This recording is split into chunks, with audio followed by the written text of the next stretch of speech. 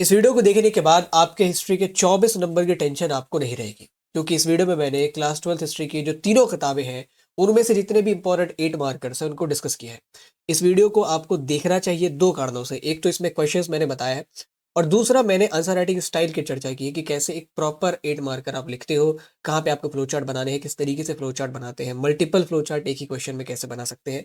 All these things I have discussed in this video, so make sure आप इस video को शुरू से लेके अंत तक चाहे तो 1.5x पे करके देखो, बट देखो।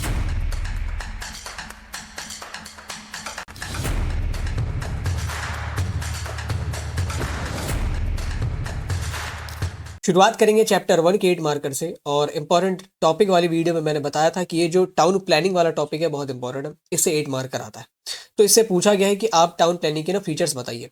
तो सबसे पहले हमें एक इंट्रो बनाना है। आपके बोर्ड के हॉरिजॉन्टल कॉपी के हिसाब से अगर देखें तो 2 से 3 लाइन का इंट्रो होना चाहिए। इंट्रो में आपके क्वेश्चन का जो सब्जेक्ट है, जैसे यहाँ पे मुझसे टाउन प्लानिंग के बारे में पूछा जा रहा है, तो आप अपने सब्जेक्ट के बारे में बता देंगे। अगर आपको उसके बारे में नहीं पता है, तो जो साइड की चीज़ है, जैसे हड़प्पा या हड़प्पन सिविलाइजेशन से जुड़ा ये क्वेश्चन है, तो उसका एक छोटा सा इंट्रो आप दे देंगे, बट आपको इंट्रो देना है। उसके बाद मैं टाउन प्लानिंग के जितने भी फीचर्स हैं, उनको मैंने अलग अलग हेडिंग के अंदर कैटेगराइज किया है और जिनकी मैंने फ्लो चार्ट बना ली है। फीचर्स ऑफ टाउन प्लानिंग, एक में मैं डिवीजन ऑफ टाउन के बारे में बात करूंगा, एक में ड्रेनेज के बारे में बात करूंगा, एक में बड़ी बड़ी बिल्डिंग्स जो बनी थी उनके बारे में बात करेंगे, फिर ईंटों के बारे में बात करेंगे और फिर डोमेस्टिक आर्किटेक्चर के बारे में बात करेंगे। और here in the next slide you can see कैसे मैंने पॉइंट्स लिस्ट डाउन किए हैं। डिवीजन ऑफ टाउन में लोअर टाउन और सिटाडल का इंडिपेंडेंट जो फीचर है वो डिस्क्राइब किया है। लोअर टाउन की यूटिलिटी बताई है, सिटाडल की यूटिलिटी बताई है, कुछ जो फेमस स्ट्रक्चर है उनके बारे में बताया है। फिर आपको ड्रेनेज सिस्टम के बारे में इस क्वेश्चन बताना होगा। हर एक अगर 8 मार्कर है तो कंप्लीटली अगर आप देखें जितने भी आपने हेडिंग बनाए, उनमें से एटलीस्ट 12 पॉइंट तो सारे मिला के होने चाहिए। ठीक है, 12 से ज़्यादा हो कोई दिक्कत नहीं, बट 12 से कम नहीं होनी चाहिए। और पॉइंट्स को अगर यहाँ पे मैंने रोमन लेटर यूज़ किया है तो मैं पॉइंट्स को ABCD करके लिखूंगा, या अगर आप चाहें तो डॉट भी डाल सकते हैं, बुलेट पॉइंट्स भी। बट बुलेट पॉइंट्स डालने के नुकसान ये है कि आप ABCD डालते हो ना, तो ये काउंटेबल होता है, एग्जामिनर को तुरंत पता चल जाता है क्योंकि इसने 5 से ज़्यादा पॉइंट्स लिखे हैं, क्योंकि ई तक तो उसको पता है कि भाई 5 है। ठीक है, तो ये फ़ायदा है। स्टार या बुलेट पॉइंट वगैरह में काउंटेबिलिटी नहीं होती है। उसके बाद डोमेस्टिक आर्किटेक्चर को एक्सप्लेन किया, इसमें भी मैंने 5 पॉइंट्स डाले हैं। ब्रिक्स के बारे में बताया है, क्या यूनिफॉर्माइजेशन थी उनके हाइट और ब्रेथ और लेंथ के रेशियो में।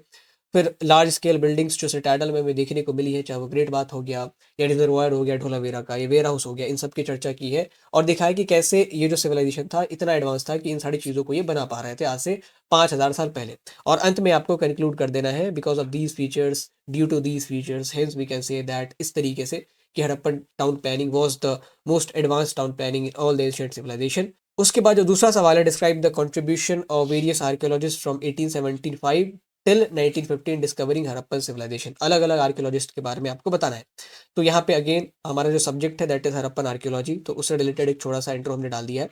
अगर आप उसके बारे में नहीं डाल सकते तो भी आपको इंट्रो डालना है। आप पेरिफेरल जो सब्जेक्ट है, ठीक है, जैसे हड़प्पन सिविलाइजेशन हो गया, इसके बारे में कुछ बता सकते हैं।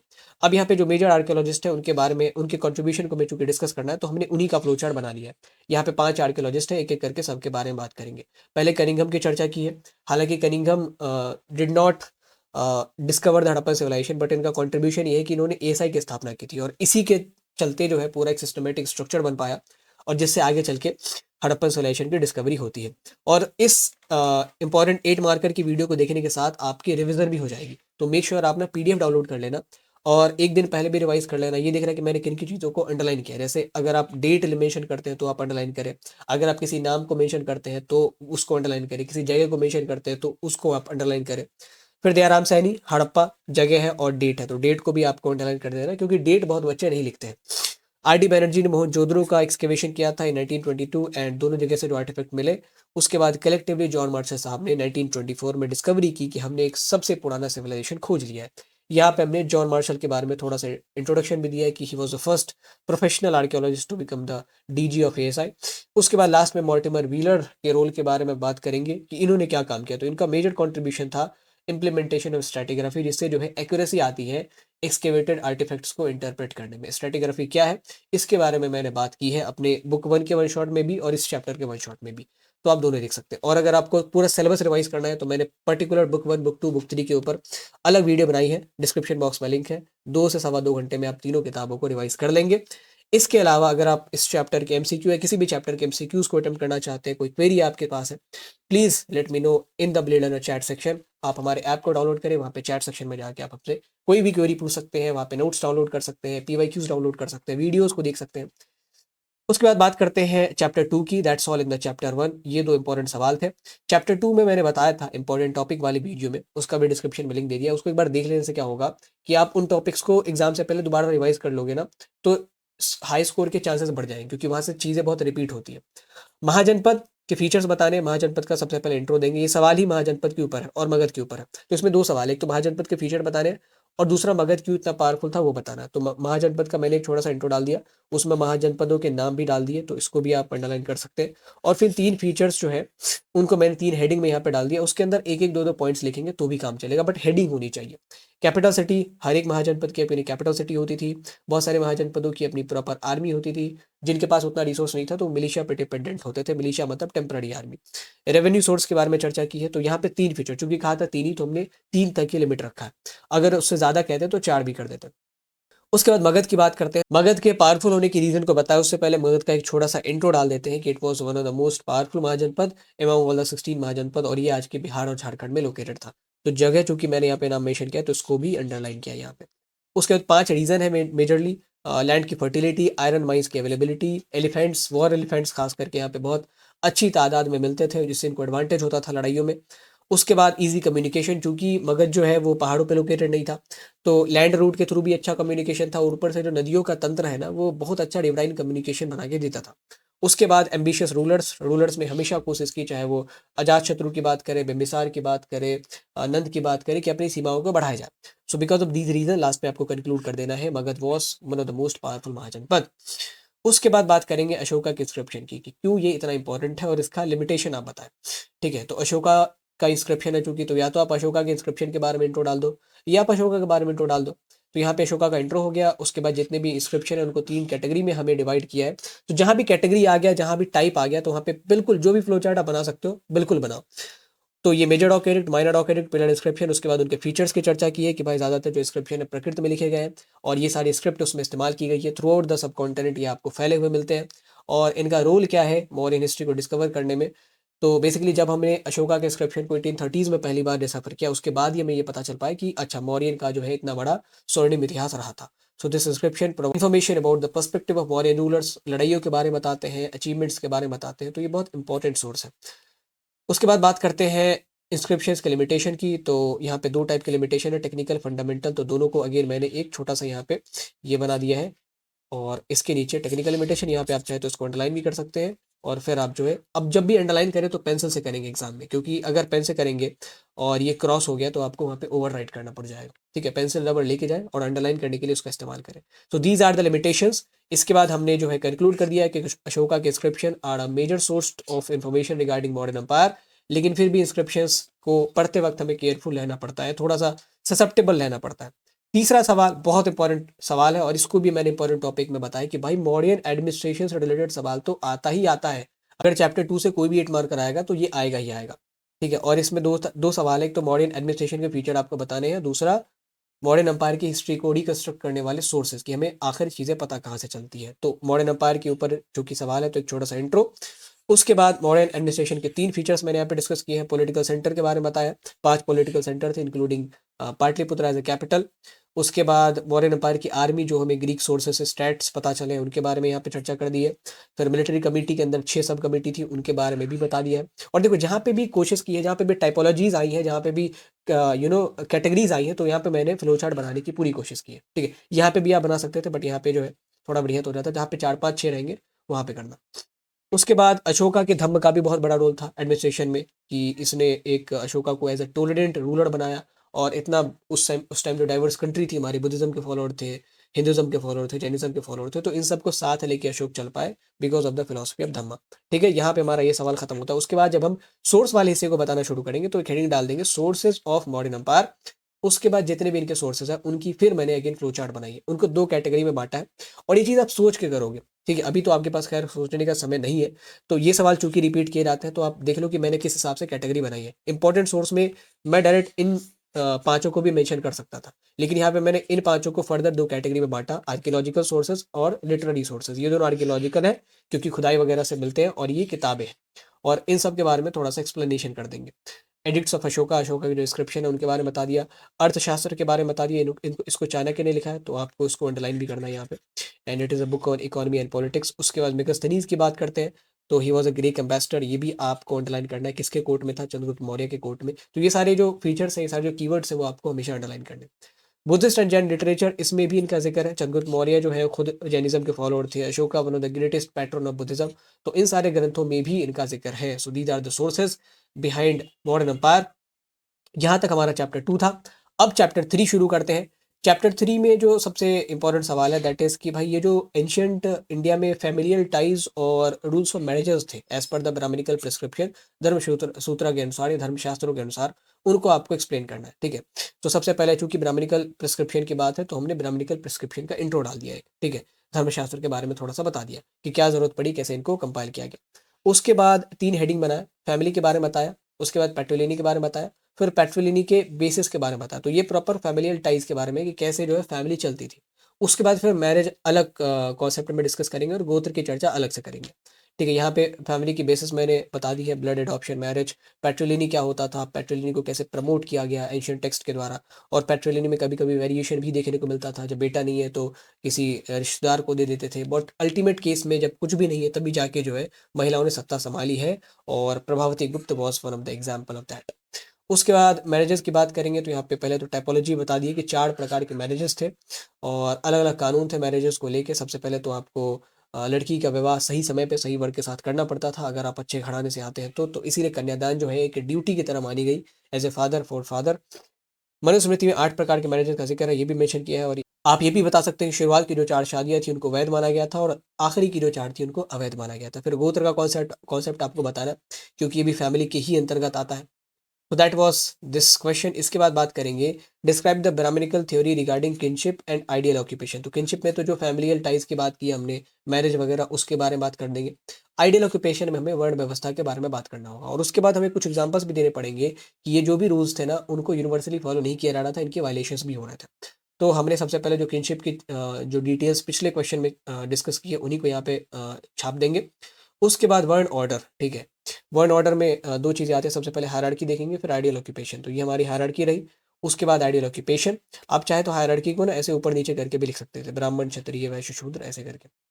उसके बाद आइडियल ऑक्यूपेशन, तो यहाँ पे 4 मैंने यहाँ पे हेडिंग लगाया, ब्राह्मण, वैश्य, शूद्र और क्षत्रिय, और इन चारों के जो ऑक्यूपेशंस थे उनको यहाँ पे लिस्ट डाउन कर दिया। तो यहाँ पे मैंने रोमन लेटर्स का इस्तेमाल किया दोनों में, आपको नहीं करना। आप अगर यहाँ पे रोमन लेटर इस्तेमाल करते हो तो एबीसीडी कर दो या स्टार कर दो या बुलेट पॉइंट कर दो, ठीक है? बट ये मत करना, ये जो 1, 2, 3 मैंने यहाँ पे इंग्लिश लेटर यूज़ किया है, इंग्लिश नंबर यूज़ किया है, वो आप मत करना, क्योंकि क्या होता है ना, आपके क्वेश्चन का नंबर भी यही है और आप हेडिंग भी इसी नंबर का डाल रहे हो, तो कई बार कन्फ्यूज़ हो जाएगा एग्ज़ामिनर। तो हमें हमेशा इन 3 चीज़ों का इस्तेमाल करना है, या तो रोमन लेटर्स का इस्तेमाल करेंगे, या अल्फ़ाबेट्स का इस्तेमाल करेंगे, या बुलेट पॉइंट्स का इस्तेमाल करेंगे, स्टार का इस्तेमाल करेंगे, जो भी स्टार आप बनाते हो। तो इनसे, या कभी-कभार एरो का भी इस्तेमाल आप कर सकते हो, ठीक है? बट इंग्लिश नंबर्स को आप इस्तेमाल करने से परहेज़ करना। उसके बाद ब्राह्मणिकल नॉर्म्स को वायलेट किया जाता था, उसके एग्जाम्पल मैंने बता दिए कि सातवाहन अम्पायर के रूलर्स कैसे अपने ही गोत्र की महिलाओं से शादी करते थे। फिर एंशिएंट टेक्स्ट में भी ज़िक्र मिलता है आउटसाइडर से ब्याह करने का, भीम और हिडिंबा के तौर पे। वर्ण थ्योरी का भी वायलेशन हो रहा था क्योंकि धर्मशास्त्र के अनुसार केवल क्षत्रिय राजा बन सकते थे, बट ऐसा नहीं था कि नॉन क्षत्रिय रूलर्स भी इंडिया में आते हैं। उसके बाद जो तीसरा सवाल है बहुत इंपॉर्टेंट है, the Mahabharata is a story of kinship, marriage and patriliny. इस स्टेटमेंट को आपको एग्जामिन करना, मतलब महाभारत के अनुसार किनशिप और मैरिज और पैट्रिलिनी इनके क्या कानून थे, क्या प्रोविजंस थे, उसको आपको डिस्कस करना है, ठीक है? उससे, उस टेक्स्ट से हमें क्या पता चलता है। सबसे पहले किनशिप के बारे में बात करेंगे, फिर मैरिज के बारे में बात करेंगे, फिर सोशल रूल्स एंड फिर वायलेशन ऑफ नॉर्म्स। और महाभारत का एक छोटा-सा इंट्रो डाल दिया। हालाँकि इसमें आप एक लाइन और ऐड कर सकते थे, ये थोड़ा-सा छोटा लगता है। इसमें आप लिख सकते हो कि Mahabharata was, as per mythology it is considered that Mahabharata was composed by the sage Ved Vyas. इसको आपने ऐड कर दिया, दैट्स ऑल। उसके बाद किनशिप की बात करेंगे। किनशिप वही है जो ब्राह्मणिकल नॉर्म्स थे किनशिप के, वो आपको हाइलाइटेड महाभारत में भी देखने को मिलेंगे कि भाई पैट्रिलिनी चल रहा है, दो जो कुल हैं वो गद्दी के लिए लड़ाई लड़ रहे हैं।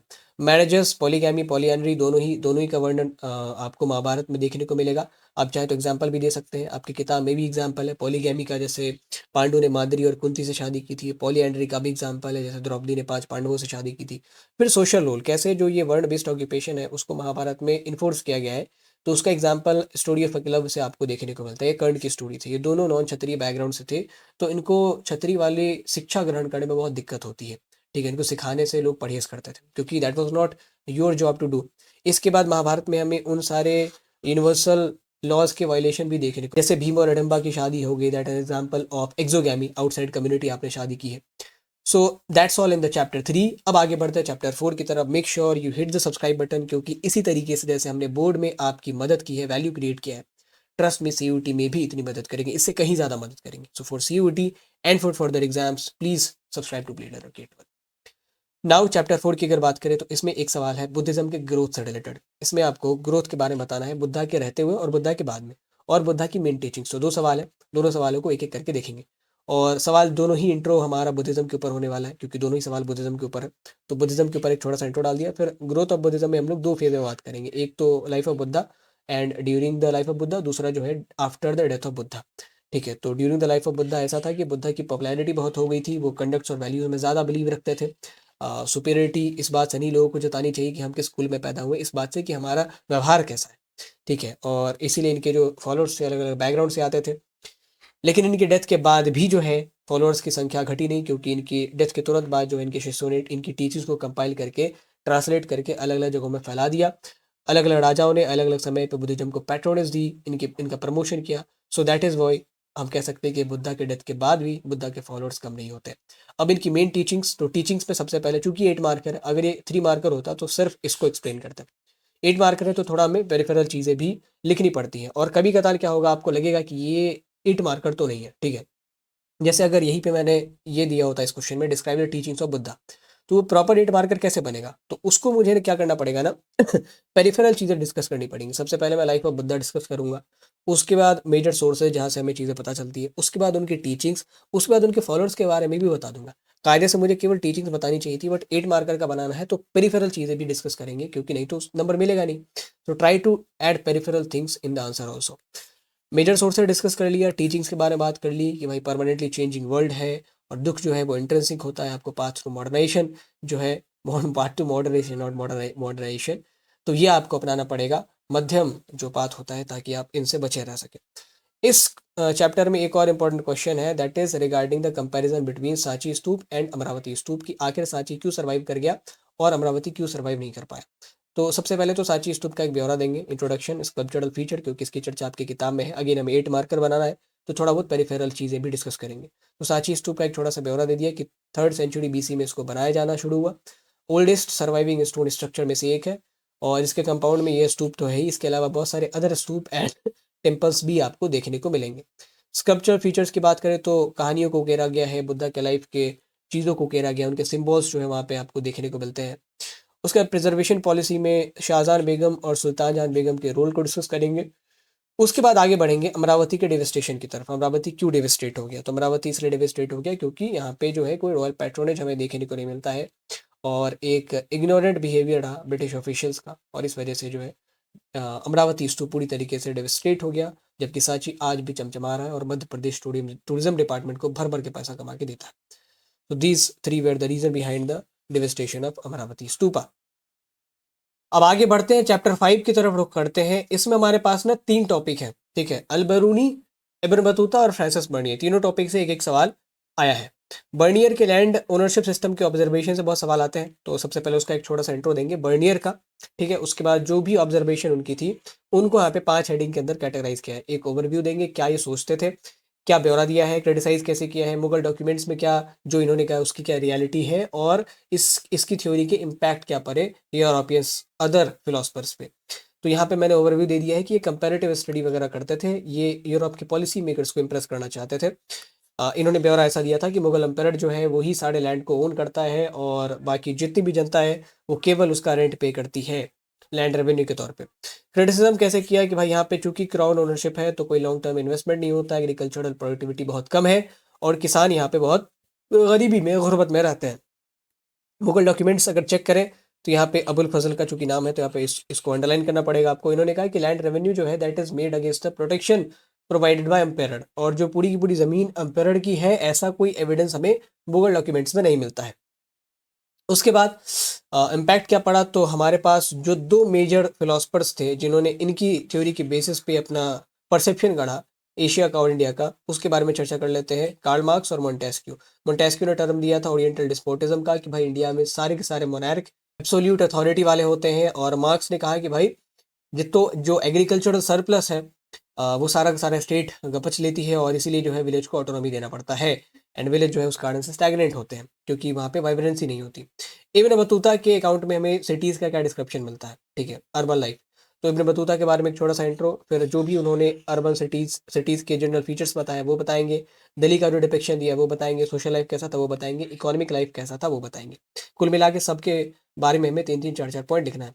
तो जनरल फीचर मैंने बता दिया कि सिटी में बहुत अपॉर्चुनिटीज़ थी, ठीक है, क्राउडेड स्ट्रीट्स होते थे, दिल्ली सबसे बड़ा शहर था, दौलताबाद उसका राइवल था।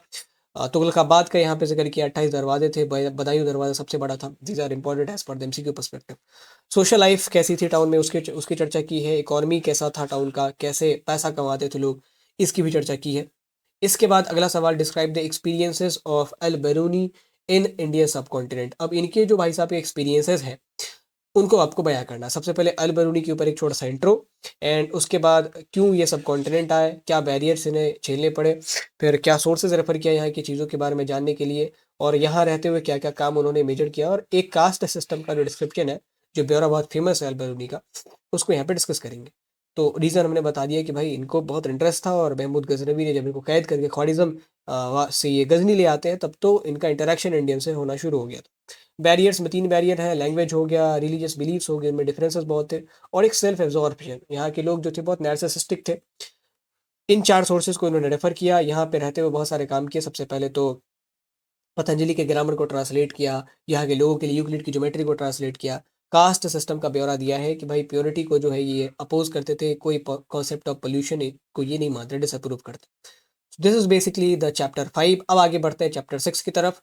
इसमें भी कुछ इंपॉर्टेंट क्वेश्चन है, और दो तो इंपॉर्टेंट ये सवाल ऐसे आएंगे कि भाई सूफिज्म के लोगों के स्टेट के साथ क्या रिलेशन थे, और अलवर और नायनार के स्टेट के साथ क्या रिलेशन था। तो यहाँ पे सूफिज्म के ऊपर सवाल है, तो सूफिज्म के ऊपर एक छोटा सा इंट्रो, और अब इनके रिलेशन स्टेट के साथ, सरकार के साथ कैसे थे, उनके पॉइंट्स को मैंने यहाँ पे 5 हेडिंग में कैटेगराइज किया। सबसे पहले स्टेट के लिए क्या ज़रूरी था, क्या महत्व रखता था इनके साथ रिलेशन मेंटेन करना, स्टेट ने कैसे कंट्रीब्यूट किया, चिश्ती सूफिज़्म के लोगों का क्या रवैया होता था, और अदर सिलसिलाज के लोगों का क्या रवैया होता था। उसके अलावा कोई क्या हमें कुछ कॉन्फ्लिक्ट के एविडेंस मिलते हैं या नहीं मिलते हैं स्टेट और सूफीज़ के बीच में, तो इन सब की चर्चा करेंगे।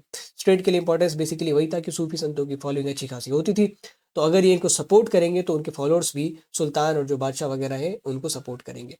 कंट्रीब्यूशन, स्टेट जो है, सरकार जो है वो टैक्स फ्री लैंड ग्रांट करती थी, चैरिटेबल ट्रस्ट बनाते थे ताकि जो खानका वगैरह है वो अच्छे से चल पाए। चिश्ती संतों ने हमेशा जो है एक बैलेंस डिस्टेंस मेंटेन किया, ना ज़्यादा इन्वॉल्व रहे, ना ही ज़्यादा आइसोलेटेड रहे। जो चैरिटी वगैरह मिलती थी उसको एक्सेप्ट करते थे, और उसको खानका के ही कामों में लगाते थे। कभी भी कोई पद जो है, शाही पद, स्टेट ऑफिशियल में, ऑफिस में कोई भी पद इन्होंने होल्ड नहीं किया। अदर सिलसिलाज की बात करें तो they accepted the court officers. Conflicts की अगर बात करें तो कुछ छोटे मोटे कॉन्फ्लिक्ट होते थे, हालांकि आपके चैप्टर में तो जिक्र नहीं, ये कॉन्फ्लिक्ट था निज़ामुद्दीन औलिया और खिलजी का, जो हमने वन शॉट में आपको बताया है, बुक 2 की वन शॉट में। अगर आपको बुक 2 रिवाइज करना है इन सारे चैप्टर्स को, we have already uploaded a video on book 2, you can watch the video and revise the entire concept of book 2 in one shot.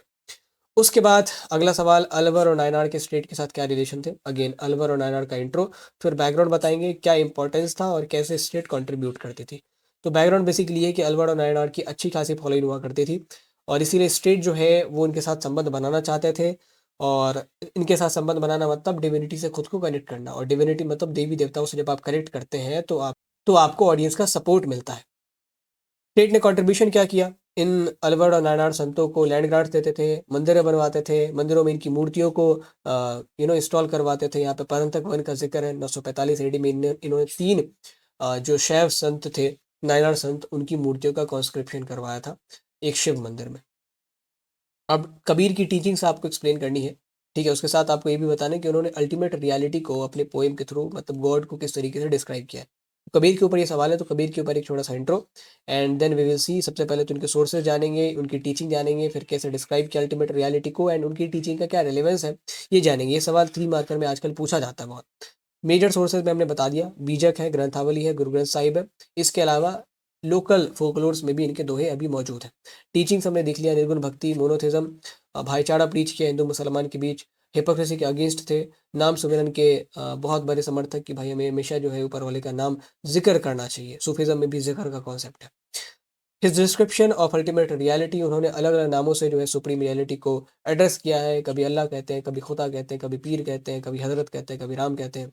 He also used term drawn from the वैदिक tradition, अलग, निराकार, ब्रह्म, अर्थवन, मतलब अपनी कविताओं में अलग-अलग नामों से जो है सुप्रीम गॉड को इन्होंने रेफर किया है। इनकी टीचिंग का रेलेवेंस बहुत रेलेवेंस है आज के ज़माने में, आज के इनटॉलरेंट ज़माने में, ठीक है? और जहाँ पे वॉयलेंस इतनी ज़्यादा हो रही है, रिलीजियस यूनिफॉर्माइजेशन की तरफ लोग जाते हैं कि हमारा देश में एक ही हमारे देश में एक ही रिलीजन हो, बाकी तो हो ही नहीं। तो इसीलिए जो है इनके टीचिंग्स को अभी पढ़ना ज़रूरी है, समझाना ज़रूरी है। Now the next chapter, chapter 7, an imperial capital Vijayanagar. इसमें सबसे पहला सवाल आएगा विजयनगर के फोर्टिफिकेशन से रिलेटेड। इसमें अब्दुल रज़ाक भाई साहब ने क्या ब्यौरा दिया है वो भी आपको बताना है और इन जनरल फोर्टिफिकेशन के क्या फीचर थे वो आपको एक्सप्लेन करना है। तो विजयनगर फोर्टिफिकेशन से रिलेटेड मैंने एक छोटा सा इंट्रो डाला है। क्योंकि फोर्टिफिकेशन का इंट्रो था तो छोटा हुआ है, अगर आपको इसको बड़ा करना है तो आप क्या करें, थोड़ा सा विजयनगर शहर का इंट्रो दे दें और उसके बाद इस लाइन को आप इंक्लूड कर लें, ठीक है?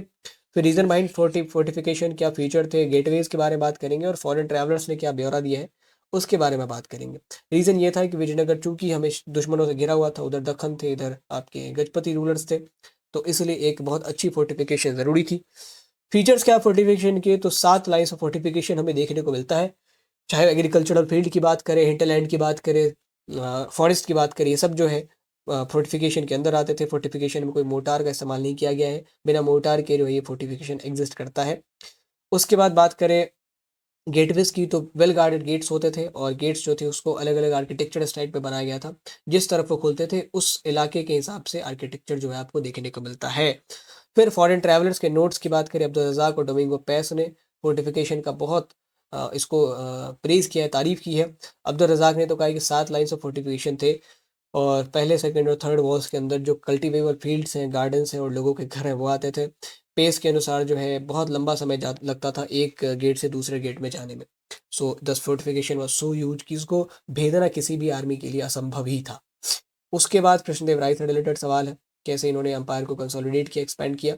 तो कृष्णदेव राय का एक छोटा-सा इंट्रो डालेंगे और ये जो रेन है, जितने पीरियड में उन्होंने शासन किया, अगर आपको ये पता है ना तो इसको मेंशन ज़रूर करना हमेशा, ठीक है?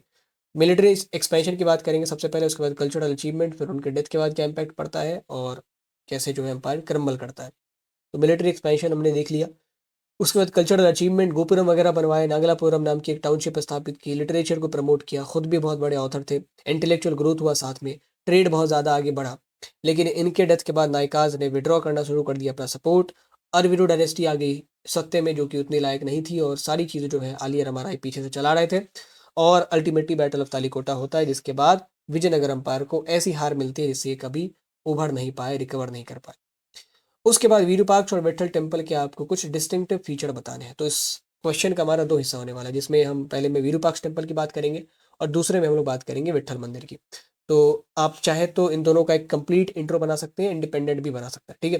तो यहाँ पे 3 चीज़ों के ऊपर बात करेंगे, क्या हिस्ट्री है विरूपाक्ष टेम्पल की, क्या आर्किटेक्चरल फीचर है और क्या इनका इम्पैक्ट रहा था एम्पायर के ऊपर। तो हिस्ट्री के बारे में बात कर ली कि ये जो है गॉड शिवा के अवतार हैं और पंपा देवी के श्राइन के नज़दीक होने की वजह से इनका जो इम्पोर्टेंस है वो बहुत ज़्यादा हो जाता है। और इस टेम्पल को कोई 1-2 साल में नहीं बनाया गया बल्कि सेंचुरीज़ में बनवाया गया। 9वीं या 10वीं शताब्दी में इसके कंस्ट्रक्शन शुरू होने के हमें एविडेंसेस मिलते हैं। उसके बाद ये विजयनगर एम्पायर के शासनकाल तक बनता ही रहता है। कुछ आर्किटेक्चरल फीचर्स की बात करें तो रॉयल गेटवेज़, गोपुरम आपको बड़े-बड़े देखने को मिलते हैं, मंडप है, फिर बहुत सारे इंडिपेंडेंट हॉल्स हैं जहाँ पे जो है इंडिपेंडेंट मंडप है जहाँ पे अलग-अलग सेरेमनीज़ की जाती थी। इसमें ईस्टर्न गोपुरम जो है वो कृष्णदेवराय ने बनवाया था। मेन श्राइन के बाहर का जो हॉल है वो कृष्णदेवराय ने बनवाया था। तो यहाँ पे भी आप कृष्णदेवराय को अंडरलाइन ज़रूर करेंगे। उसके बाद बात करें इम्पैक्ट की, तो इस मंदिर का बहुत बड़ा इम्पैक्ट था क्योंकि ये जो मंदिर है वो पूरे एम्पायर का गार्डियन डीटी था, कह सकते हैं एक तरीके से कुल देवता। और जो रूलर्स थे विजयनगर के वो ये क्लेम करते थे कि हम लोग लॉर्ड विरूपाक्ष के बिहाफ पे ही ऑर्डर कर रहा है, शासन कर रहा है। ठीक है। उसके बाद विट्ठल टेम्पल की बात करेंगे, इसमें एक छोटा-सा इंट्रोडक्शन कि भाई किस डेटी का ये टेम्पल है। उसके बाद आर्किटेक्चरल फीचर, तो इसमें यूनिक चैरियट श्राइन जिसका आप अपने नोटों पे ज़िक्र देखते हैं, फिर उसके अंदर जो स्लैब्ड स्ट्रीट बनी हुई थी उनकी बात करेंगे, ठीक है। So that's all in the Vitthal temple and even after the decline of Vijayanagar empire, इसको हमने एज एन कंक्लूजन ऐसे लिखा है कि विजयनगर एम्पायर के डिक्लाइन के बाद भी नायकों ने इस टेम्पल मेकिंग ट्रेडिशन की प्रथा को बरकरार रखा था, ठीक है। इस टेम्पल मेकिंग ट्रेडिशन को बढ़ने नहीं दिया। मीनाक्षी टेम्पल में कंट्रीब्यूशन आप देखेंगे तो मेजर वहाँ के नायकों का है, उसमें उन्होंने बहुत ज़्यादा फंडिंग दी थी। उसके बाद चैप्टर 8 शुरू करते हैं। चैप्टर 8 में सबसे पहला सवाल पंचायत और हेडमैन का आएगा। तो पहले पंचायत का एक छोटा-सा इंट्रो दे देंगे कि भाई गाँव में 3 इम्पोर्टेंट इंस्टीट्यूशन होते थे। पहले तो किसान, पंचायत और फिर मुखिया। और पंचायत के बारे में यहाँ पे मैंने 6 चीज़ों पे चर्चा की है। पहला पंचायत का स्ट्रक्चर, फिर फाइनेंसेस कहाँ से आते थे, क्या रोल था, हेडमैन का क्या रोल था, लोकल डिस्प्यूट्स कैसे निपटाए जाते थे और जाति पंचायत जो कि अगेन एक एलिमेंट था पंचायतों का, उसके बारे में भी कुछ पॉइंट्स मेंशन किए। तो पंचायत के स्ट्रक्चर की बात करें, ये ग्रुप ऑफ एल्डर्स था, इसमें ओलिगार्की होती थी, ठीक है। ग्रुप ऑफ एल्डर्स मिलके जो इसको चलाते थे। पंचायत का काम होता था क्रिमिनल और सिविल डिस्प्यूट्स का निपटारा करना और नेचुरल कैलेमिटीज़ वगैरह जो फ्लड या सूखा वगैरह आ जाता है उससे उसको टैकल करना, मैनेज करना। फंड्स जो थे वो इंफ्रास्ट्रक्चर प्रोजेक्ट्स बिल्ड करने में काम आते थे। इसके अलावा फाइनेंशियल रिसोर्सेज, पैसा कहाँ से आता था, तो एक कॉमन फाइनेंशियल पूल था जिसके ज़रिए जो है लोग या तो डोनेशन भी देते थे या स्टेट से भी इनको ग्रांट मिलता होगा और यहाँ से सारी चीज़ें चैनलाइज़ होती थी। इसके बाद मुखिया की बात करेंगे जिसको उस ज़माने में वंडर या मुकद्दम कहते थे। तो जो प्रधान होता था उसको ये जितने भी असेंबली के मेंबर्स थे वो मिल के चुनते थे और इसके बाद जमींदार से इसकी पोजीशन को रेटिफाई करवाना पड़ता था। प्रधान के सपोर्ट के लिए पटवारी होता था, कामों में मदद के लिए इनका काम क्या होता था, प्रधानों का, जिनको मुकद्दे में बंडल बोलते थे, ये जो विलेज के अकाउंट्स हैं, रेवेन्यू रिपोर्ट्स, इनको आपको बना के स्टेट को सबमिट करना है। लोकल डिस्प्यूट्स का निपटारा वगैरह करते थे ये पंचायत। इसके अलावा एक जाति पंचायत भी होती थी। हर जाति की अपनी पंचायत होती थी जिसमें ज़्यादातर जो सिविल डिस्प्यूट्स थे एमंग द जाति वो सॉल्व किए जाते थे। कभी-कभार क्रिमिनल डिस्प्यूट पे भी इनका जस्टिस आया है बट इसको स्टेट मानती नहीं थी, स्टेट इसको खुद टेक ओवर करती थी। सिविल डिस्प्यूट पे ज़्यादातर जो है जाति पंचायत के फैसलों को स्टेट हमेशा रिस्पेक्ट करती थी। सो that's all in this question. इसके बाद आईन अकबरी की लिमिटेशन से रिलेटेड सवाल है। Importance and limitation. आईन अकबरी के बारे में एक छोटा-सा इंट्रो। अकबरनामा का पार्ट है 1598 में इसे कंप्लीट किया गया and it is one of the most important source. देखो इन सब चीज़ों को मैंने अंडरलाइन किया है, ठीक है। यहाँ पे अगर आप 5 रिवीजन को भी अंडरलाइन करोगे तो भी सही रहेगा। आईन अकबरी के इंपॉर्टेंस की बात करें तो भाई इन्फॉर्मेशन, यहाँ पे 4 चीज़ों के ऊपर बात करेंगे आईन अकबरी में।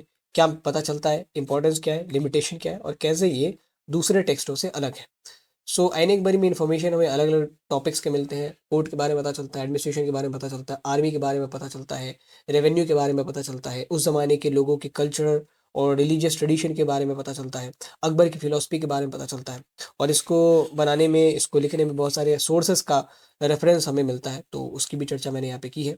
उसके बाद आईन अकबरी की मुगल एम्पायर के लिए इम्पोर्टेंस ये थी कि जब इसको लिखा गया ना, तो इसमें मुगल एम्पायर के रूलर्स को अब सब कॉन्टिनेंट के लोगों के बारे में बहुत चीज़ें पता चली। ठीक है, इससे इनके आगे के शासन काल में बहुत मदद मिलती है और आज के ज़माने की ऑडियंस के लिए अहम है क्योंकि मिडा-वगैरह की बहुत सारी जो चीज़ें हैं, बहुत सारा जो कंटेंट है वो आपको यहाँ से मिलेगा। लिमिटेशन क्या है? सबसे पहले तो ये व्यू फ्रॉम टॉप देता है, ज़्यादा ग्राउंड रियलिटी इसमें है नहीं। अरिथमेटिक एरर्स भी होते हैं, यूनिफ़ॉर्मली डेटा कलेक्ट नहीं किया गया था और प्राइस और वेज रेट जो है इससे रिलेटेड तो कोई इन्फॉर्मेशन है ही नहीं। तो हमें ये कैसे पता चलेगा कि लोगों की परचेज़िंग पावर क्या थी और इन्फ्लेशन क्या होता था? ओके। और कैसे ये अलग है दूसरे टेक्स्टों से, तो इन सारे लिमिटेशन के बावजूद ये one of the best source है to study the Mughal empire, to study the medieval history during the Mughal Mughal empire, क्योंकि इसमें बहुत सारे अलग-अलग टॉपिक पे कंटेंट है। पॉलिटिक्स, वॉर, सक्सेशन, इन सब तक ये किताब सीमित नहीं है। इसमें इंडिया और इंडियंस की बात है या कि कल्चर की बात है, रिलीजन की बात की गई है। अदर जो आपके स्टेट टेक्स्ट होते थे उसमें तो सक्सेशन के बारे में बताया जाता था, लड़ाइयों के बारे में बताया जाता था, बट ये थोड़ा-सा एक्सटेंसिव है उन सब से। उसके बाद एक और जो अहम सवाल है इस चैप्टर का, दैट इज़ कि यार महिलाओं का क्या रोल होता था मुगल एग्रेरियन सोसाइटी में, वो बताना है आपको। महिलाओं के ऊपर एक छोटा-सा, या मुगल एग्रेरियन सोसाइटी के ऊपर एक छोटा-सा इंट्रो डाल देंगे। उसके बाद महिलाओं का क्या रोल था? सबसे पहले फील्ड में क्या रोल होता था और क्राफ्ट प्रोडक्शन में क्या रोल था वो। फिर इनसे जुड़े बायसेस के आपको चर्चा करनी है, इम्पोर्टेंस क्या थी, क्या प्रॉब्लम्स का सामना इनको करना पड़ता था और क्या इन्हें कोई शेयर अपने रिसोर्सेज़ में, अपने फादर के रिसोर्सेज़ में मिलता था या नहीं मिलता था, वो आपको बताना है। तो वुमेन की ज़रूरत फील्ड में भी पड़ती थी, क्राफ्ट प्रोडक्शन में भी पड़ती थी, तो यहाँ पे मैंने मेंशन किया है। बायसेस थे, मेंस्ट्रुअल साइकिल के दौरान वो पॉटर व्हील नहीं यूज़ कर सकती थी अगर कोई पॉटरी के काम में लिप्त है तो, या अगर वो खेती करती हैं तो खेतों में नहीं जा सकती, पान के बागानों में नहीं जा सकती अगर उनका पान का बागान है तो इस टाइप के कानून होते थे, जो फीमेल प्रेजुडिसेस से इन्फ्लुएंस थे। इसके बाद उनकी जो इंपॉर्टेंस थी that was in all arena, चाहे हाउस होल्ड की बात करें, एग्रीकल्चर की बात करें, क्राफ्ट प्रोडक्शन की बात करें, तो ये बहुत इंपॉर्टेंट हो जाती थी। एंड पॉपुलेशन एक्सटेंशन के लिए भी इनकी ज़रूरत पड़ती है। So because of their importance एक ब्राइड प्राइस का प्रेवलेंस हो गया था कि जैसे आजकल दहेज देते हैं लड़की वाले, उस टाइम में दहेज लड़के वाले देते थे कि हमें बेटी चाहिए क्योंकि इसकी यूटिलिटी बहुत है। इसके अलावा जो आपके पनिशमेंट्स होते थे, प्रॉब्लम्स होते थे महिलाओं को जो फेस करने पड़ते थे, सबसे पहले तो मोर्टेलिटी रेट बहुत हाई था, क्योंकि फर्टिलिटी इनको एक तो ज़रिया ही समझ सकते हैं ना रिप्रोडक्शन का। तो बहुत सारी महिलाएँ जो है इनफैक्ट मोर्टेलिटी रेट से पीड़ित थी कि भाई जन्म देते-देते ही उनकी मृत्यु हो जाती है। एंड उसके बाद इनको बहुत स्ट्रिक्ट कंट्रोल के अंदर रखा जाता था। इनफिडेलिटी के लिए बहुत घनिष्ठ पनिशमेंट थी, बहुत कड़ा पनिशमेंट मिलता था इनको। और जो मेल थे वही हाउस होल्ड के ही मालिक थे। इवन तो women were very important as compare to male, but male ही जो है वो तब भी हाउस होल्ड के मालिक थे और आज भी बहुत सारे सोसाइटी में वही हैं। Women in share of resources, इनको इनहेरिटेंस मिलता था या नहीं मिलता था उसकी भी चर्चा की है। इनको इनहेरिटेंस मिलता था। कई बार तो हमें ज़मींदारी होल्ड करने का भी एविडेंस मिला, जैसे राजशाही ज़मींदारी महिलाओं के द्वारा होल्ड की जाती थी बंगाल की। तो ये एक एग्जाम्पल है। उसके बाद चलते हैं बुक 3 के चैप्टर 9 की तरफ। होप कि आपको ये सारे इंपॉर्टेंट क्वेश्चन समझ में आ रहे होंगे। कैसे लिखना है, किन चीज़ों को अंडरलाइन करना है, कैसे फ्लो चार्ट बनाना है, हर चीज़ आप देख सकते हैं। आप इस पीडीएफ को डाउनलोड कर लें। डिस्क्रिप्शन बॉक्स पे हमारे ऐप का लिंक है, वहाँ पे जाके आपको फ्री मटेरियल सेक्शन में जाना है एंड देन आप ब्लेड एंड निंजा मटेरियल में जाओगे। उसके बाद जैसे आगे आइकॉन है उस पे क्लिक करके आप इन पीडीएफ्स को डाउनलोड कर सकते हो। चैप्टर 9 की बात करें, एक बड़ा अहम सवाल कि भाई क्यों परमानेंट सेटलमेंट सिस्टम लाया गया और क्यों ज़मींदारों का ऑक्शन होता था। तो रीज़न बेसिकली ये 4 थे। इनके बारे में चर्चा की है कि भाई एग्रीकल्चरल प्रोडक्टिविटी बढ़ानी थी, फेमेन्स को रोकना था, लैंड रेवेन्यू ज़्यादा चाहिए था इस डेटा कंपनी को और इसके अलावा इन्वेस्टमेंट को भी इनकरेज करना था। इसीलिए ज़मींदारों को सोल ओनरशिप देके कहा गया कि तुम्हें खूब पैसा देंगे, तुम एग्रीकल्चरल प्रोडक्शन बस बढ़ाओ। लेकिन फिर भी ज़मींदारियों का ऑक्शन होता था क्योंकि सनसेट लॉ बहुत ज़्यादा स्ट्रिक्ट था, डिमांड बहुत हाई था, इनवेरिएबल डिमांड था, बंजर ज़मीन पे भी उतना कर देना आपको जितना फर्टाइल ज़मीन पे देना है। ठीक है, तो ये 5 रीज़न थे आपके। रिजिड डिमांड भी था, डिमांड में बेहतरी या कमतरी नहीं होती थी, वो उतना का उतना ही रहता था और वो बहुत हाई सेट किया गया था। सो इसकी भी चर्चा हमने यहाँ पे कर ली है। एंड एक लो एग्रीकल्चरल प्राइसेस एक और रीज़न हो गया कि एग्रीकल्चरल प्रोडक्ट के जो प्राइसेस हैं 1790 से बहुत गिर रहे थे। तो ज़मींदार चाहे जितना भी प्रोडक्शन कर ले बट उनको उतनी कीमत नहीं मिलती थी। For that reason also they used to default on the land revenue demand. ठीक है, और यहाँ पे वही सवाल है, उसमें पूछा गया है कि भाई क्यों ज़मींदार डिफ़ॉल्ट करते थे एंड उनके कॉज़ एंड कॉन्सिक्वेंसेज़ आपको बताने, इम्पैक्ट आपको बताने।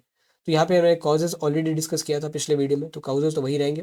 कॉन्सिक्वेंसेज़ क्या-क्या रहेंगे? पहला इम्पैक्ट जो होता था वो होता था कि उनकी स्टेट का ऑक्शन हो जाता था। दूसरा, वो एक ऑक्शन तो होने नहीं देते थे, मतलब ऑक्शन के लिए जब ज़मीनें उनकी जाती थी तो वो चाहते थे कि ज़मीन हमारे ही कंट्रोल में रहे। इसके लिए वो फिक्टिशियस सेल कराते थे। अपने सर्वेंट्स को भेज दिया, अपने नौकरों को भेज दिया कि तुम हमारे बिहाफ़ पे जो है उन ज़मीनों को खरीदो, काइंड ऑफ बेनामी परचेज़। उसके बाद राइज़ ऑफ जोटेदार, जैसे-जैसे ज़मींदार कमज़ोर पड़ते गए डिफ़ॉल्ट के बाद, तो जोटेदार जो थे, जो थोड़े से अमीर रैयत होते थे जिनका गाँव ग्रामीण इलाकों में इन्फ्लुएंस होता था, उन्होंने पैर पसारने शुरू किए एंड ये फिर आगे चल के ज़मींदार बनते हैं। उसके बाद बात करते हैं चैप्टर 10 की, रिवोल्ट ऑफ 1857 की। सबसे पहला जो सवाल है, वो ये कि इस पूरे रेबेलियन के दौरान रेबेल्स ने यूनिटी कैसे इंश्योर की और ब्रिटिशर्स ने क्या-क्या कोशिशें की इसको सप्रेस करने की, इस रेबेलियन को, इसे आपको एक्सप्लेन करना। सबसे पहले विज़न ऑफ यूनिटी देखेंगे कि क्या-क्या तरीके इन्होंने अपनाए। तो एक प्रोक्लेमेशन है, दूसरा बहादुर शाह ज़फ़र की लीडरशिप है, तीसरा होली वॉर का कॉन्सेप्ट है और चौथा attack on symbol of operation. सबसे पहले इन्होंने क्या किया, इश्तिहार छपवाने शुरू किए। ये इश्तिहार उर्दू में होते थे, पर्शियन में होते थे, हिंदी में होते थे, ताकि जो लोग हैं अलग-अलग बैकग्राउंड के इसको पढ़ सकें और इस विद्रोह से जुड़ सकें। फिर उन्होंने बहादुर शाह ज़फ़र को अपना नेता बना लिया। Bahadur Shah Zafar being a Mughal ruler एक बहुत अच्छी क्रेडिबिलिटी एन्जॉय करते थे। जब इनका नाम इस रिवोल्ट से जुड़ जाता है, तो बहुत सारे लोग इस रिवोल्ट से अपने आप जुड़ जाते हैं। इन्होंने होली वॉर का कॉन्सेप्ट दिया कि भाई हिंदू और मुसलमानों को साथ मिलकर इस लड़ाई को लड़ना पड़ेगा क्योंकि जो क्रिश्चियन है वो हमारे धर्म को भ्रष्ट कर रहा है। So it is a kind of jihad, it is a kind of dharma yuddha. ठीक है। उसके बाद इन्होंने न केवल अंग्रेज़ों को अटैक किया अपने पूरे रिबेलियन में, बल्कि हर एक उस सिंबल ऑफ ऑपरेशन को अटैक किया जो इंडियंस को परेशान कर रहे थे। जैसे जो बड़े ज़मींदार होते थे, मनी लेंडर्स होते थे, इन सब के घरों को बर्बाद कर दिया, इन सब के अकाउंट्स चला दिए, रिपोर्ट्स चला दिए, ठीक है। So they were also the symbol of operation. और जब ये सब करते थे तो उन उन साहूकारों द्वारा जो पीड़ित आदमी है या उस ज़मींदारों द्वारा जो पीड़ित पॉपुलेशन है वो इन रेबेल्स के साथ, जो हमारे फ्रीडम फाइटर्स हैं उनके साथ जुड़ती थी। उसके बाद इसे सप्रेस कैसे किया गया? तो इसके लिए अगेन चूँकि दूसरा सवाल आ जाता है, एक ही सवाल में दूसरा सवाल है, तो आप या तो ऐसे भी डाल सकते थे हेडिंग सप्रेशन ऑफ रिवोल्ट, या मैंने यहाँ पे हेडिंग नहीं डाली है, इंट्रो डाल दिया। तो इंट्रो ये कि इन्होंने लीगल सहारा, इन्होंने डिप्लोमेटिक सहारा लिया, इन्होंने मिलिट्री का भी सहारा लिया। तो लीगल स्टेप में सबसे पहले मार्शल लॉ लागू कर दिया। मिलिट्री बैकग्राउंड में एक अटैक दिल्ली को ये बेसिकली कब्जाना चाहते थे, तो एक लाहौर से अटैक किया और एक जो है कलकत्ता से अटैक किया। उसके बाद इन्होंने डिप्लोमेसी का भी सहारा लिया। लैंडलॉर्ड्स जो रेबेलियन में साथ हो गए थे रेबल्स को, उनको कहा कि तुम अगर इनका साथ छोड़ दोगे तो हमने जो तुमसे ज़मीनें छीनी है वो वापस कर देंगे और इससे भी ज़्यादा ज़मीनें देंगे। तो थ्रू दीज थ्री वेज इन्होंने जो है इस रेबेलियन को क्रश करने की कोशिश की। उसके बाद इस रेबेलियन में र्यूमर्स का क्या रोल था वो आपको बताना है, और क्यों रूमर्स पे लोगों का यकीन हो रहा था ये भी बताना है। तो सबसे पहले र्यूमर्स का क्या रोल था वो देख लेते हैं। 3 र्यूमर बहुत पॉपुलर थे, rumour of cartridge, rumour of floor and prophecies about the colonial rule, about the end of colonial rule. Cartridge का र्यूमर तो आप सभी को पता होगा कि कार्ट्रिज के र्यूमर के बारे में तो आप सभी को पता होगा कि ऐसी अफवाह फैली थी कि इनफील्ड राइफल में जो कोटिंग है, जो ग्रीस की कोटिंग है, उसमें सूअर और गाय की चर्बियों का फैट मिलाया गया है। तो इससे हिंदू और मुसलमानों के धर्म भ्रष्ट होते थे, उन्होंने इसको और उसको मुँह से खोलना पड़ता था, तो इन्होंने इस चीज़ से मना कर दिया। फिर फ्लोर को लेके भी र्यूमर फैला दिया। जो लोग बनिए की दुकानों पे जाते थे उन्होंने कहा कि ये बनिए अंग्रेज़ों से मिले हुए हैं और ये क्या करते हैं, तो आटो में इन्होंने गाय और सूअर की हड्डियों का डस्ट मिला दिया है और ये ऐसे करके हमारा धर्म भ्रष्ट करना चाह रहे हैं। फिर कुछ प्रोफेसीज़ भी थी, जैसे एक फ़कीर ने कभी भविष्यवाणी कर दी कि 1857 में जब 1757 बैटल ऑफ प्लासी के 100 साल होंगे, तो अंग्रेज़ देश छोड़ के चले जाएँगे, अंग्रेज़ को हरा दिया जाएगा। तो इसलिए भी लोगों का मोरल बहुत हाई था इस रिवोल्ट में पार्टिसिपेशन करते वक़्त। अब रीज़न क्या था? सबसे पहला है कि अंग्रेज़ों ने बेफिज़ूल का इंडिया के सोशल लाइफ़ में इंटरफेयर करके अपने पैर पे खुद कुल्हाड़ी मार ली। इससे पहले भी फॉरेन रूल रहा इंडिया पे और वहाँ के रूलर्स यहाँ पे आए, यहीं के हो गए और उन्होंने कभी इंडिया के सोशल लाइफ़ में इंटरफेयर करने की कोशिश नहीं की।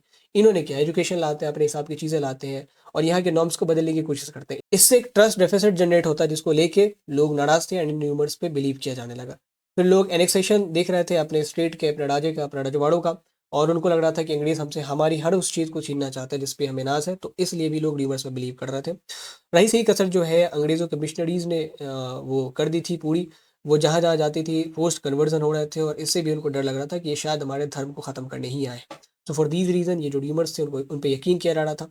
एक और सवाल जो अहम है, a chain of grievances in Awadh linked the prince, taluqdars, peasants and sepoys to join the hands. मतलब क्यों अवध के रिवोल्ट में रॉयल्टी भी शामिल थी, तालुकदार भी शामिल थे, पीजेंट्री भी शामिल थी और सिपॉइज़ भी शामिल थे, ये आपको बताना है।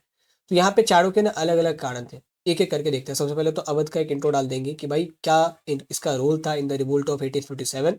रॉयल्टी की बात करें तो वाजिद अली शाह को हटा दिया गया है, तो उनकी जो बेगम है, बेगम का नाम आपको बताना है कमेंट बॉक्स में, एंड उनका जो लड़का है ब्रिटिश कद्र, वो रॉयल आर्मी की जो है कमान संभाल के खड़ा है रिवोल्ट में। इसके बाद ताल्लुकदारों के लिए भी 56 में एक समरी सेटलमेंट आ गया एनेक्सेशन के बाद कि आपको हम हटा रहे हैं, तो ताल्लुकदार बेचारे भी पार्टिसिपेट करने को मजबूर हुए। जनरल पॉपुलेशन जैसे अगर बात करें क्यों इतना ज़्यादा इन्वॉल्व थी, जैसे हमने कहा था कि भाई रसोइये इन्वॉल्व थे, गवैये इन्वॉल्व थे, तो वो इसलिए क्योंकि वाजिद अली शाह से इनको मोहब्बत थी। जब उनको एग्ज़ाइल में डाल दिया गया, लखनऊ उनको छोड़ना पड़ गया, तो ये जो गवैये थे, ये जो पेंटर्स वगैरह थे, एक तो इनकी जॉब अब छूट जाने वाली थी और दूसरा ये जो इनकी मोहब्बत थी, इस कारण से जो है ये पार्टिसिपेशन इनका रहता है इस रिवोल्ट में। उसके बाद पीजेंट्स की बात करें, तो पीजेंट्स को तो बुरी तरीके से फँसाया गया, ताल्लुकदारों को हटा दिया गया, कह के कि भाई आप पीजेंट्स का खून चूसते हैं। एंड अंग्रेज़ों ने समरी सेटलमेंट के तहत इतना रेवेन्यू डिमांड हाई कर दिया कि पीजेंट अब उसे इंटरमीडियरीज़ के बिना भी जो है पे नहीं कर पाते। तो एक तरीके से ये भी बहुत मजबूर थे, तो ये आके शामिल होते रिवोल्ट में। उसके बाद जो सिपॉइज़ थे, ज़्यादातर जो बंगाल आर्मी की कंटिंजेंट थी, उसमें अवध के बहुत सारे लोग आते थे। इसीलिए अवध को नर्सरी ऑफ बंगाल आर्मी ही कहा जाता था। उन्होंने देखा कि भाई हमारे बाप-दादा जो हैं, वो इस बात से परेशान हैं, इनके खेतों को छीन लिया गया है, उनके रेवेन्यू डिमांड्स बहुत हाई हैं और हम इस बात से परेशान हैं कि भाई हमें ये गाय और सूअर की चर्बियों की कोटिंग वाले कार्ट्रिज चबाने को कहते हैं। तो इस वजह से जो है मल्टीपल इमोशंस रिएक्ट करते हैं एंड सिपॉइज़ ने भी अवध के रिवोल्ट में पार्टिसिपेट करना शुरू किया। यहाँ तक हमारा चैप्टर 10 रहा। अब चैप्टर 11 शुरू करते हैं, that is Mahatma Gandhi and the nationalist movement. सबसे पहला सवाल नॉन कोऑपरेशन मूवमेंट से रिलेटेड है कि क्या रोल रहा गांधी जी का इस पूरे नॉन कोऑपरेशन मूवमेंट में, कैसे इसने उन्हें एक नेशनल लीडर बना दिया। सवाल नॉन कोऑपरेशन के ऊपर है, तो नॉन कोऑपरेशन का एक छोटा सा इंट्रो कि अगस्त 1920 में से लॉन्च किया गया अलॉन्ग विथ खिलाफत मूवमेंट, जो कि ऑलरेडी चल रहा था। अब इसमें हम लोग बात करेंगे 5 चीज़ों के ऊपर। सबसे पहले देखेंगे बैकग्राउंड, किन हालातों में शुरू हुआ, उसके बाद कोर्स ऑफ इवेंट्स, उसके बाद क्लाइमैक्स कैसे खत्म होता है। 1922 के चौड़ा-चौड़ी कांड के बाद इसको वापस ले लिया गया। उसके बाद बात करेंगे गांधी जी का क्या रोल था। तो इससे पहले पैन इंडिया मूवमेंट इतने वृहद स्तर पे कभी नहीं हुआ था और एक नॉन वायलेंट मूवमेंट के लिए आपको हाई लेवल का सेल्फ कंट्रोल और डिसिप्लिन चाहिए होता है, जो गांधी जी जैसे लीडर ने प्रोवाइड करवाया। एक मोटिवेशन प्रोवाइड करवाया कि आप बिना हथियार लिए भी इनसे लड़ सकते हैं। So he provided the required motivation and popularised the concept of non violent satyagraha. Collective participation को प्रमोट किया across the lines of religion, across the lines of caste and creed. Impact इस मूवमेंट का ये हुआ कि ऐसा कहा जाता है कि अगर 1922 में शायद चौड़ा-चौड़ी कांड ना होता और ये मूवमेंट वापस ना लिया जाता, तो जो आज़ादी हमें 1947 में मिली है, वो आज़ादी हमें 1929 से पहले मिल चुकी होती। So that was the impact of this movement. And उसके बाद मैंने कंक्लूड ऐसे किया है कि this movement was a turning point in the history of nationalist movement, क्योंकि इसके बाद एक तो यकीन हो गया गांधी जी को कि भाई ऐसे मूवमेंट कराए जा सकते हैं और गांधी जी की पॉपुलैरिटी देश भर में, दुनिया भर में जो है वो फैल जाती है। दूसरा सवाल हमारा सॉल्ट सत्याग्रह से रिलेटेड है। आप देख सकते हैं कितना इंपॉर्टेंट है। 15, 11, 16, 22 में 2 बार पूछा गया। सवाल ये है कि आपको सिग्निफिकेंस बताना है और क्या रिएक्शन था ब्रिटिश गवर्नमेंट का। ऐसे ही सवाल पूछेंगे। या तो आपको काउजेज़ बताने होंगे, सिग्निफिकेंस बताना होगा, या इस सवाल में देखो वर्ल्ड वाइड अटेंशन क्या मिला सॉल्ट सत्याग्रह को, वो बताना है। तो केवल वर्ल्ड वाइड अटेंशन बताएँगे तो 3 मार्कर भी नहीं बनेगा। 8 मार्कर तो आप छोड़ ही दीजिए। तो जब भी सॉल्ट सत्याग्रह टर्म आ गया, दैट मीन्स हमें शुरू से चीज़ें बतानी है। बैकग्राउंड क्या कारण था, कैसे चलता है, फिर ग्लोबली मीडिया ने इसको कैसे रिएक्ट किया, उसका इसके क्या इम्पैक्ट पड़े। तो यहाँ पे रीज़न की बात की है, कोर्स ऑफ इवेंट की बात की है, मास पार्टिसिपेशन क्यों इतने लोग इसमें पार्टिसिपेट करते हैं, मीडिया का क्या कवरेज था, फिर इसके इम्पैक्ट की बात की है। So this is basically the points that we are having in this question. उसके बाद मीडिया के कवरेज की बात करें तो अमेरिकन और यूरोपियन प्रेस ने बहुत एक्सटेंसिवली कवर किया था। अल्टीमेटली तो जो टाइम करके एक अमेरिकन मैगजीन थी, ये गांधी जी से इतना ज़्यादा प्रभावित हो गए थे कि उन्होंने कहा कि ये तो एक संत है, ये संत भी है और पुजारी भी है। और इम्पैक्ट ये पड़ा साल्ट सत्याग्रह का कि ब्रिटिशर्स को ये लग गया कि अब हमें ये देश कभी ना कभी छोड़ना पड़ेगा और अब भी अगर हम इन्हें इंडियंस को यानी कि पॉलिटिकल पार्टिसिपेशन नहीं देंगे तो ये बगावत करेंगे एंड अल्टीमेटली जो देश हमें 10 साल बाद 15 साल बाद छोड़ना है वो अभी ही छोड़ना पड़ जाएगा। तो that was basically the impact of salt satyagraha. इसके बाद गांधी जी से रिलेटेड जो सोर्सेज हमारे पास हैं उनके बारे में थोड़ी सी चर्चा करनी है। With which kind of sources we have for reconstructing the political career of Mahatma Gandhi and the nationalist movement of India. तो मल्टीपल सोर्सेज हमारे पास हैं, हमने इंट्रो डाल दिया है और उन सोर्सेज की एक फ्लो चार्ट बना ली है। सबसे पहले पब्लिक वॉइस है, जो स्पीचेस वगैरह है वो, लेटर्स है, उसके बाद बायोग्राफीज ऑटोबायोग्राफीज है, फिर पुलिस रिपोर्ट्स हैं, फिर न्यूज़पेपर है। पब्लिक वॉइस में जनरली जो है गांधी जी की जो स्पीचेस हैं, जो रिकॉर्डिंग्स हैं या उनकी कंटेम्प्रेरी ने उनके बारे में क्या कहा है पब्लिक फोरम पे, वो दर्ज है। महात्मा गांधी एक जर्नल भी पब्लिश करते थे हरिजन करके, वो भी एक बड़ा अहम सोर्स है। इसके अलावा नेहरू ने जब वो जेल में थे तो अपनी बेटी इंदिरा गांधी को पत्र लिखते थे, a bunch of old letters करके एक किताब बाद में पब्लिश हुई उन पत्रों पे। उनमें उन्होंने गांधी जी का बहुत जिक्र किया हुआ। तो ये कुछ पब्लिक आपके नोट्स हैं। इसके अलावा लेटर्स लेटर्स चूंकि आपको प्राइवेट होते थे तो वो एक इंडिविजुअल के प्राइवेट थॉट की जानकारी देते हैं कि आखिर ये आदमी कैसा है, क्योंकि पब्लिक स्पीचेस में तो लोग फिल्टर करके बोलेंगे, वही बोलेंगे जो वो लोगों को सुनाना चाहते हैं। तो that was the role of letters. इसके बाद बायोग्राफीज और ऑटोबायोग्राफीज, ये भी एक बहुत इंपॉर्टेंट सोर्स है, रिच इन्फॉर्मेशन देता है, बट ये रिट्रोस्पेक्टिवली लिखा जाता है। मतलब आज से लिखना शुरू किया तो हमने पीछे की कहानियों को पहले लिखा और धीरे धीरे आगे आएंगे। और इसमें अगर लेखक चाहे या ऑटोबायोग्राफर चाहे या बायोग्राफर चाहे तो निगेटिव एस्पेक्ट्स को छिपा भी सकता है, किसी को कुछ पता नहीं चलेगा। उसके बाद कुछ पुलिस रिपोर्ट्स हैं जिनमें हमेशा गांधी जी को एक विलन के तौर पे पोर्ट्रे किया गया। उसके बाद न्यूज़पेपर है, चाहे वो इंग्लिश हो, हिंदी हो, और न्यूज़पेपर में भी हमें ये ध्यान रखना है कि किस टाइप के लोग इसको पब्लिश कर रहे हैं। जैसे लंदन का न्यूज़पेपर है वो गांधी जी के बारे में वाहियात बात ही करेगा, और ऐसे ही कोई बंगाल कलकत्ता का न्यूज़पेपर जो नेशनलिस्ट न्यूज़पेपर है वो गांधी जी की हमेशा बड़ाई करेगा। So these are basically the sources that we have to know about the life of Gandhi ji and his impacts on nationalist movement. लेकिन इनको पढ़ते वक्त हमें केयरफुल रहने की जरूरत पड़ती है क्योंकि इनमें वेरिएशंस बहुत होते हैं, सत्यता की कमी होती है।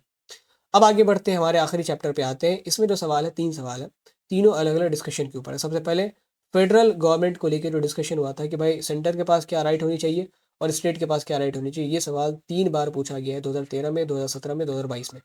तो हम लोग एक कॉन्स्टिट्यूएंट असेंबली का या फेडरल सिस्टम का थोड़ा-सा ब्यौरा दे देंगे कि Indian constitution adopted federal system after independence. और इसमें क्या होता था, अलग-अलग पावर जो है वो स्टेट और सेंटर और यूनियन लिस्ट में डालेगा। ठीक है, पहले हम लिस्ट ऑफ सब्जेक्ट्स देखेंगे, फिर कॉम्प्लेक्स फेडरलिज्म, फिर क्यों स्ट्रॉन्ग सेंटर की डिमांड की जा रही थी, फिर क्यों स्ट्रॉन्ग स्टेट की डिमांड की जा रही थी, और अल्टीमेटली कंक्लूजन क्या निकलता है वो देखेंगे। तो 3 सब्जेक्ट्स बनाए गए थे, यूनियन, स्टेट और कंकरेंट। कंकरेंट मतलब ऐसी चीज़ है जहाँ पे अगर कंकरेंट में डाली गई है, दैट मीन्स यूनियन और स्टेट दोनों मिलके जो है उसको गवर्न करेगा। फॉर एग्जांपल जीएसटी, वो कंकरेंट लिस्ट में है आई थिंक, तो इसीलिए स्टेट जीएसटी कमेटी भी बनती है और सेंट्रल जीएसटी कमेटी भी बनती है, और हर क्वार्टर में ये लोग मीटिंग करते हैं, रेट्स तय करते हैं और फिर आगे की चीज़ें देखते हैं। उसके बाद फिस्कल फेडरलिज्म बहुत कम कॉम्प्लेक्स था। सेंटर के पास ज़्यादातर चीज़ें थी और जो स्टेट अथॉरिटी उनके पास कम चीज़ें थी। उसमें भी मेजर जो चीज़ें थी उनमें शेयर था स्टेट और सेंट्रल गवर्नमेंट दोनों का मिला के। फिर स्ट्रॉन्ग सेंटर की डिमांड कहाँ से आती है, आर्गुमेंट कहाँ से आते हैं। तो उस ज़माने के जितने भी राष्ट्रवादी नेता थे, including the leaders of Congress and the B R Ambedkar, वो सब ये जानते थे कि अगर हमने अभी स्ट्रॉन्ग सेंटर नहीं बनाया तो एक तो बाहरी ताकतें हमें देख रही हैं लगातार, चील की नज़रों से तो वो खा जाएंगे। और दूसरा, जिस हालातों से अभी हम गुजर रहे हैं, जिस टाइप से दंगे हो रहे हैं, तो उनको कंटेन करने के लिए हमें एक स्ट्रिक्ट गवर्नमेंट की ज़रूरत पड़ेगी। ठीक है, so strong centre should be there. ऐसा नहीं कि हम कुछ और कहें और बंगाल की प्रोविंस की जो गवर्नमेंट है वो कुछ और करने लग जाए। स्ट्रॉन्ग स्टेट के भी आर्गुमेंट्स आते हैं। के संथाना एक मद्रासे थे, आप नाम याद रखेंगे। इन्होंने स्ट्रॉन्ग स्टेट को आर्ग्यू किया था, कहा कि भाई पावर डिस्ट्रीब्यूशन नेसेसरी है, लेकिन इसका मतलब ये नहीं कि आप इस सेंटर के पास ही सब कुछ छोड़ दो। आप अगर सेंटर के पास सब कुछ छोड़ दोगे तो सेंटर उस बोझ तले दब जाएगा। तो सेंटर को अगर अच्छे से फंक्शन करना है तो कुछ रिस्पॉन्सिबिलिटी से उनको हाथ उठाना पड़ेगा, गेट गेट रीड होना पड़ेगा। लेकिन बात नहीं बनती है। कंक्लूजन बेसिकली ये निकला कि उस टाइम जो जिस टाइप के हालात थे, उस हालात के अकॉर्डिंग सेंटर को मजबूत बनाया गया, जो कि आज तक सेंटर हमारे यहाँ मजबूत ही है प्रोविंसेस से। अदर किसी फेडरल सिस्टम में ऐसा आपको देखने को नहीं मिलेगा। दूसरा सवाल लैंग्वेज के डिस्कशन के ऊपर है। इसमें जो व्यूज़ आपके सामने दिए गए उसको आपको बताना है। सबसे पहला इसमें मैंने एक इंट्रो डाल दिया है लैंग्वेज के बारे में। बैकग्राउंड, गांधी जी का क्या व्यू था, हिंदी के सपोर्टर कौन थे, अगेंस्ट में कौन थे, कंक्लूजन क्या था, वो देख लेते हैं। बैकग्राउंड ये देखिए कि भाई कांग्रेस ने शुरुआत में 1930 से ही हिंदुस्तानी को एज ए नेशनल लैंग्वेज बनाने का सोच रहे थे, क्योंकि इसमें हिंदी और उर्दू दोनों के एलिमेंट है। बट समय के साथ क्या होता है, जैसे जैसे कम्युनलिज्म बढ़ा, वैसे वैसे मुसलमानों ने ये सोच लिया कि उर्दू हमारी लैंग्वेज है और हिंदी हिंदुस्तान हिंदुओं की लैंग्वेज है, और दोनों फिर इंडिपेंडेंटली वही सब पढ़ने लग गए। तो महात्मा गांधी जिस मोटिव के लिए हिंदुस्तानी को एज ए नेशनल लैंग्वेज बनाना चाहते थे, वो मोटिव फुलफिल नहीं हो सकता था, बिकॉज ये जो दोनों लैंग्वेज है इसमें रिलीजियस लाइन्स पे अदर अदर वर्ड्स जोड़े जा रहे थे, संस्कृत के टेक्स्टों से, पर्शियन टेक्स्टों से।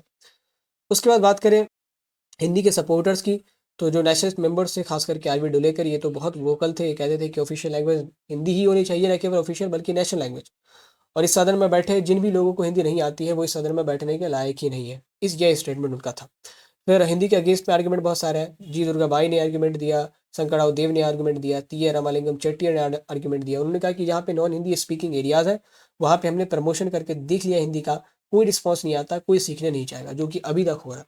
अभी तक साउथ इंडिया में आप देखेंगे तो जो रीजनल लैंग्वेज है वो चलती है या इंग्लिश चलती है। उसके बाद जो आखिरी सवाल है हमारे इस चैप्टर का, कंक्लूजन ये निकला।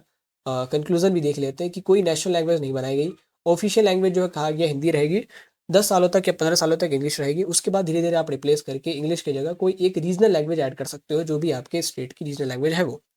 उसके बाद इस चैप्टर के आखिरी क्वेश्चन पे आते हैं कि क्यों जो ज़्यादातर मेंबर्स थे संविधान सभा के, they were against the idea of separate electorate.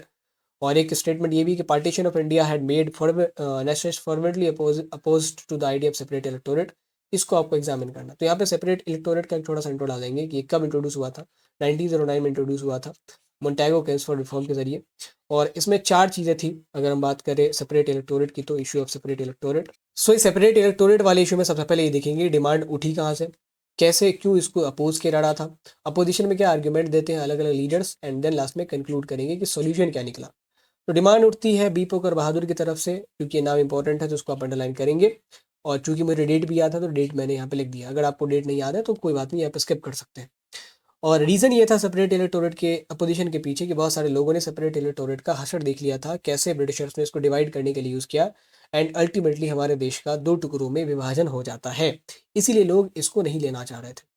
Opposition ये हुआ, आर्ग्यूमेंट्स ये दिए गए। सरदार पटेल ने कहा कि ये एक पॉइजन की तरह हमारे बॉलीवुड पॉलिटिक्स में इंटर करता है, एंड इसने हमारे कंट्री को ख़त्म करके रख दिया।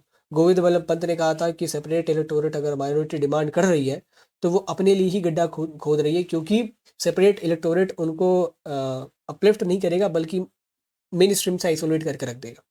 आरवी धुलेकर ने कहा कि सेपरेट इलेक्टोरेट एक ब्रिटिश टूल था जिसके जरिए उन्होंने इंडिया को डिवाइड कर दिया है और ये आगे नहीं चलना चाहिए। फिर बाद में जो मुस्लिम लीग के बहुत सारे मेंबर्स सेपरेट इलेक्टोरेट की डिमांड कर रहे थे, उनको समझाया जाता। बी आर अम्बेडकर खुद इस बात से लेके एग्री नहीं थे कि सेपरेट इलेक्टोरेट आगे होना चाहिए। उन्होंने तो साफ तौर पे मना किया हुआ था। बेगम एजाज रसूल की अगुवाई में मुस्लिम लीग के मेंबर्स ने उन मेंबर्स को मना लिया जिनकी डिमांड ये थी कि भाई सेपरेट इलेक्टोरेट होना चाहिए। और ultimately by the end of 1949 ये जितने भी मेंबर्स थे they gave up on the demand of separate electorate. हालांकि ये वायदा किया गया कि आपको रिजर्व्ड कॉन्स्टिट्यूंसी जरूर दी जाएंगी, जो कि अभी भी दी जाती है इंडिया में। सो that's all in this video. हमने चैप्टर 1 से लेकर चैप्टर 12 तक के सारे इंपॉर्टेंट क्वेश्चन कर लिए, आंसर्स भी कर लिया। आपका काम है इन पीडीएफ को डाउनलोड करो, और इस पीडीएफ को डाउनलोड करने से करना क्या, एक बार देख लेना कि 8 मार्कर लिखे कैसे गए। ठीक है, जब भी कोई क्वेश्चन में कोई पॉइंट छूट रहा है तुरंत देख लेना, क्योंकि यहाँ पे सारे 8 मार्कर्स मैंने हर चैप्टर के डिस्कस कर लिए। और एग्जाम से पहले ये देख लेना किन किन चीज़ों को मैंने अंडरलाइन किया है। जो भी अंडरलाइन वर्ड्स है ना उनको देख लोगे तो पूरे आंसर का अंदाजा लग जाएगा। सो आपको ये चीज़ें करनी है। इसके अलावा सोर्स बेस्ड के ऊपर भी मैं वीडियो बना रहा हूँ, और बुक 3 की जो वीडियो है वो भी आज शाम में आ जाएगी। So stay tuned, make sure you hit subscribe button अगर आपने अभी तक सब्सक्राइब नहीं किया है तो, क्योंकि बोर्ड्स की तरह ऐसे ही हम लोग CUT में भी आपके साथ रहेंगे। Thank you for watching, have a great day.